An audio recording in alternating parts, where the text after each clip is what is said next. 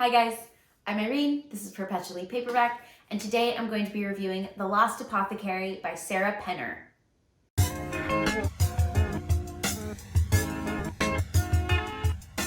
I think this book actually just came out like this last month.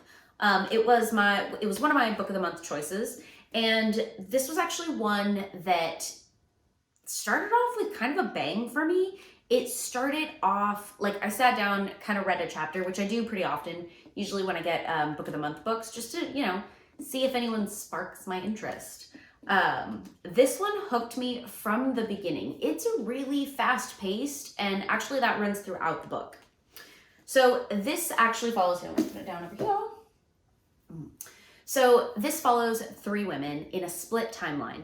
Nella, who's in the late 1700s, and she's the apothecary, a young 12-year-old child named Eliza, who ends up, we can say entangling herself with Nella. And then we follow Caroline in present day. So the stories eventually parallel as they go forward, but ultimately the premise is there is this lost apothecary who is responsible for the deaths of all of these people in the late 1700s in London.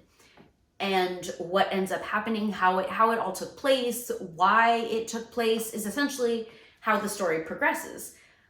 It often is, so that's ultimately the story of the apothecary, is what happens with these two women. And that's kind of how you find out what happened, how they are connected, and what led kind of everything to come to pass.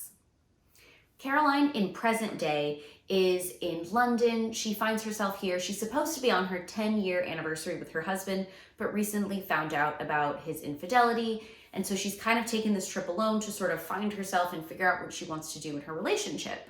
The first day there, she ends up going mudlarking, which I did not know what that was, but apparently it's where you go and like search for treasure in the Thames.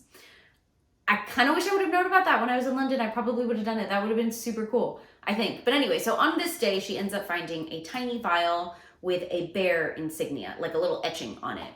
And as she's kind of like assessing her life, she originally wanted to go to, or like when she was in college, after college, she wanted to go to Cambridge to study history and be a historian. So that kind of is how she is sort of sparked by this. She wants to like finding her own independence ultimately.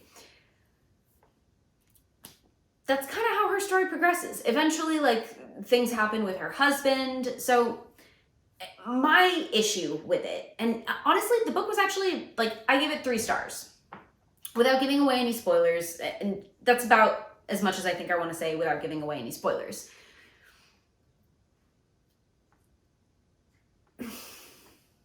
How can I best describe this book?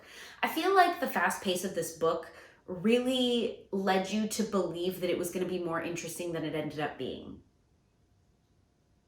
That's going to sound bad. It was a solid 3 stars. It was enjoyable to read. There were a couple storylines towards the end, especially like the characters, there wasn't enough, like they all kind of sounded like the same people. There wasn't anything that made the people in the 1700s sound like they were in that time. It wasn't a particularly deep character story about any of them. I personally am not a huge fan of like precocious children in stories. They're not my favorite. And there were a lot of things that happened in this book that, because one of the women was a 12-year-old, they weren't really conflicts, I suppose. They were just like, this is what a 12-year-old wouldn't know. Yeah, that makes total sense. It just wasn't a good plot device for me, I guess.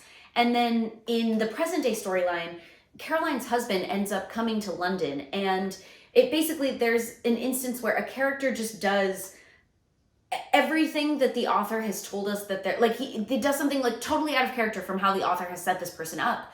And it just kind of didn't make sense for the character. It also just seemed very like contrived at the end, like a very like, let's close the third act kind of up this way.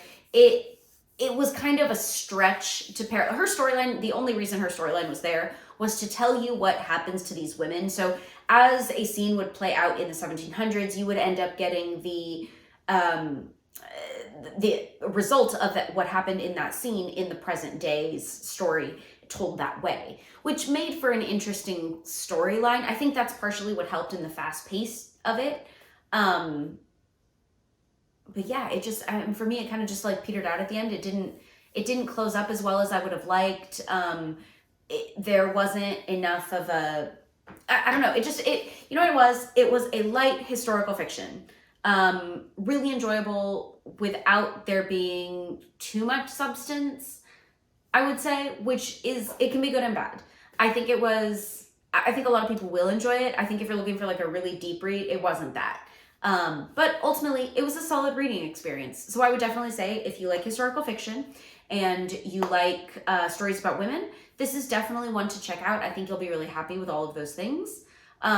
If you go in looking for a deep story, I think you might be a little bit disappointed. There are also some elements of like, some people said that there was fantasy elements. For me, I feel like it was very, very like softcore fantasy. I couldn't say this is fantasy really. It has like elements of magical realism. There's a little bit of suspension of disbelief, but like I said, a lot of these things could also be just like, you know, from the perspective of a 12-year-old. So take that with as you will.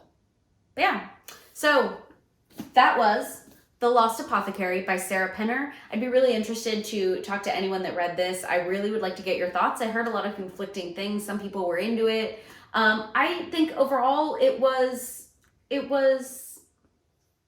okay.